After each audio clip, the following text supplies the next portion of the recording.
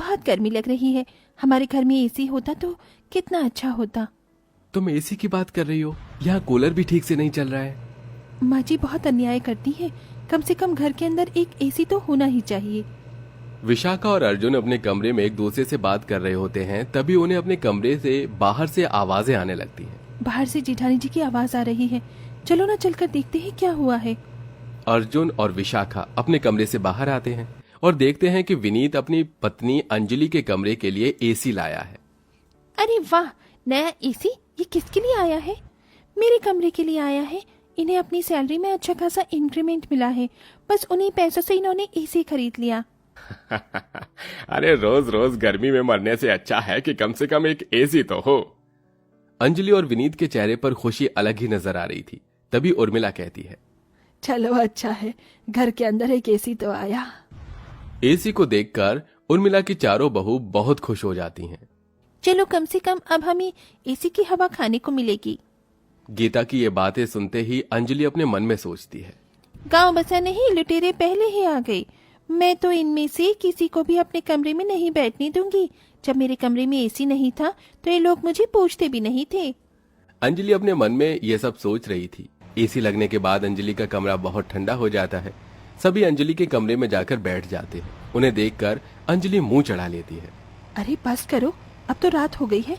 चलो अपने अपने कमरे में चले जाओ, हमें भी आराम करने दो, हम भी थके हुए हैं। अंजलि के ये कहने पर उर्मिला की तीनों बहू अपने पतियों के साथ अपने कमरे में चली जाती हैं। बहू, मैं तो यहाँ बैठ सकती हूँ ना? मुझे बहुत गर्मी लगती है। मेरे कमरे में तो एक कूलर भी नहीं है। मैं आज की रात यहीं सो जाती हूँ। अरे माँ जी, आप भी ना कैसी बातें कर रही हो? अब हम दोनों आपके सामने कैसे सोएंगे? आप इस बारे में तो सोचो। अच्छा लगता है क्या जवान बहू बेटे के कमरे में सोना? अंजलि के ऐसा कहने पर उर्मिला अपने कमरे में ही चली जाती है और यहाँ तीनों बहू अपने अपने कमरों में अपने पतियों से कहती हैं, देखा, एक ही दिन हुआ है अभी दीदी के कमरे में एसी को लगे हुए, और उन्होंने कैसे अपने कमरे में हमें भगा दिया। अब मुझे नहीं पता, आपको हमारे कमरे में भी एसी लगवाना होगा। तुम ये कैसी बातें कर रही हो श्वेता? मैं इतना पैसा कमाता ही कहाँ हूँ जितने में मैं एसी खरीद सकूं। आपकी यही आदत तो मुझे बहुत बुरी लगती है। आज तक कोई शौक, कोई ख्वाहिश पूरी नहीं करवाई आपने मेरी। इधर गीता अपने पति से कहती है, अजी आप हमारे कमरे में एसी कब लगवाने वाले हो? देखो, अब तो अंजलि दीदी के कमरे में एसी लग गया है। अब हम भी एसी की हवा खाएंगे। उन्होंने तो अपने कमरे से हमें भगा ही दिया। एसी का क्या करोगी तुम? अरे कूलर की ठंडी ठंडी हवा है तो सही। एसी से तो बेकार में बिजली का बिल बढ़ता है। देखो जी, मुझे नहीं पता, कुछ भी नहीं पता।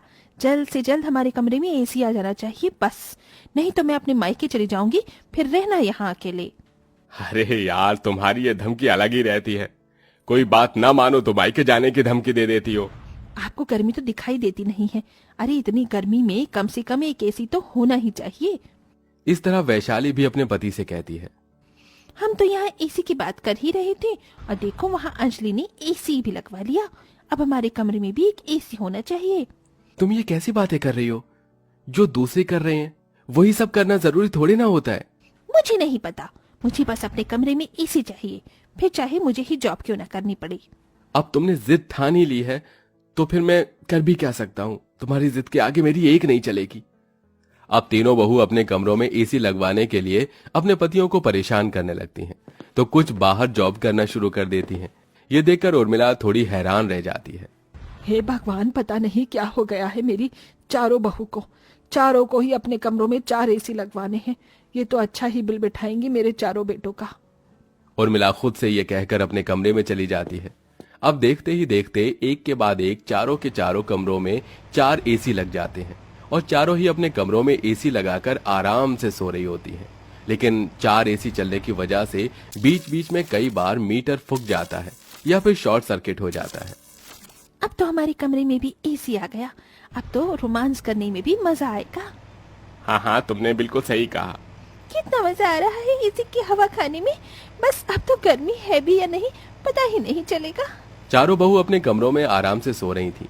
तभी अचानक से घर के मीटर में शॉर्ट सर्किट होता है और सभी कमरों की लाइट चली जाती है। अरे ये क्या हुआ? अचानक से लाइट कैसे चली गई? सभी अपने कमरों से बाहर आ जाते हैं। पूरे मोहल्ले की लाइट आ रही है, सिर्फ हमारे घर को छोड़कर। इसका मतलब हमारे ही मीटर का शॉर्ट सर्किट हुआ है। शॉर्ट सर्किट तो होना ही था। तुम चारों ने अपने कमरों में 4 एसी जो लगवा लिए हैं। अरे एक साथ 4 एसी चलेंगे तो ये होगा ही, मीटर पर लोड पड़ गया।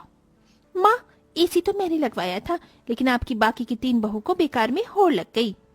ये भी कोई बात है भला? मतलब एसी के मजे आप ही उठाने वाले हो, हमें तो एसी चलाने को ना मिले यही चाहती हो ना आप? इतना सेल्फिश कैसे हो सकती हो? ये कैसी बातें कर रही हो तुम? इसमें सेल्फिश वाली कोई बात नहीं है।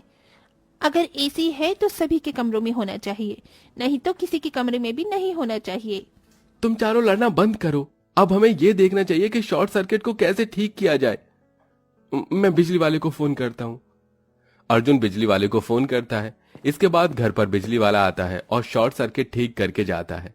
शॉर्ट सर्किट ठीक करने में ही रात के 2 बज जाते हैं, जिसके बाद वो सब सोने के लिए जाते हैं। अगले दिन उन्हें उठने में देरी हो जाती है, जिसकी वजह से चारों बेटे ऑफिस जाने में लेट हो जाते हैं। अरे आज तो ऑफिस के लिए बहुत लेट हो गया, हमें डांट पड़ने वाली है। सॉरी, कल जल्दी से उठ जाएंगे, आज तो वैसे भी आराम से सोएंगे। इस प्रकार अब चारों बहू के कमरे में 4 एसी सुबह से शाम तक चलते रहते हैं, और कभी भी बीच में शॉर्ट सर्किट होता तो चारों भाई मिलकर पैसे मिलाते हैं और उसे ठीक करवाते हैं। ये सब अब चलता ही जा रहा था, और इसी के चलते चारों बहू के बीच में कई बार लड़ाई भी हो जाती है। उर्मिला ये सब देखकर बहुत ज्यादा परेशान थी। अब 1 महीने बाद जब उनके घर पर बिल आता है तो अरे कितनी देर से कोई दरवाजा खटखटा रहा है, तुम चारों को सुनाई नहीं दे रहा क्या? जाओ जाकर दरवाजा खोलो। रुको माँ जी, मैं जाकर खोलती हूँ दरवाजा। वैशाली दरवाजा खोलती है। दरवाजे पर बिजली दफ्तर का आदमी खड़ा होता है। ये लीजिए आपके इस महीने का बिजली का बिल, देखिए समय पर भर दीजिएगा।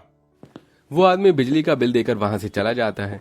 उसके जाने के बाद जैसे ही वैशाली बिजली का बिल देखती है तो उसकी आंखें फटी की फटी रह जाती हैं और पैरों तले जमीन खिसक जाती है।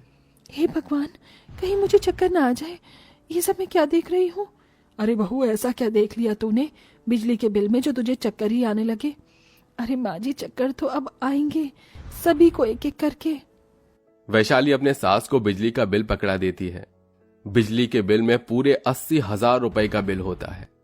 हे प्रभु, हे जगन्नाथ, हे परमेश्वर, ये क्या हो रहा है? 4 बहू के कमरे में 4 एसी का बिल इतना बड़ा?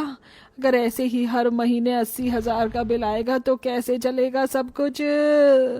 इतना कहकर उर्मिला अपनी चारों बहू से कहती है, जैसे ही तुम चारों के पति आएंगे उन्हें मेरे कमरे में भेज देना। मैं ये बिजली का बिल अपने कमरे में लेकर जा रही हूँ। शाम को जैसे ही उर्मिला के चारों बेटे घर लौटते हैं, उर्मिला उन्हें अपने कमरे में बुलाकर बिजली का बिल दिखाती है, जिसके बाद वो उन चारों को कहती है, देखो अब बहुत हुआ, जितनी एसी की हवा खानी थी इन चारों ने खा ली। अरे ऐसे ही चलता रहा तो तुम चारों को ये चारों बहू बेचकर कब खा जाएंगी पता ही नहीं चलेगा। अभी के अभी एसी वाले को फोन करो, वो आकर एसी उतार कर रखेगा और पहले की तरह सब एसी की जगह कूलर ही इस्तेमाल करेंगे। हाँ माँ, आपने सही कहा, यह सबसे सही रहेगा। इस तरह उर्मिला के कहने पर चारों बेटे मिलकर एसी वालों को बुलाकर चारों एसी उतरवा देते हैं, जिसकी वजह से चारों बहू को बुरा तो लगता है, लेकिन यही सही था। वो चारों जानती थीं, इसी के चलते वो कुछ बोलती नहीं।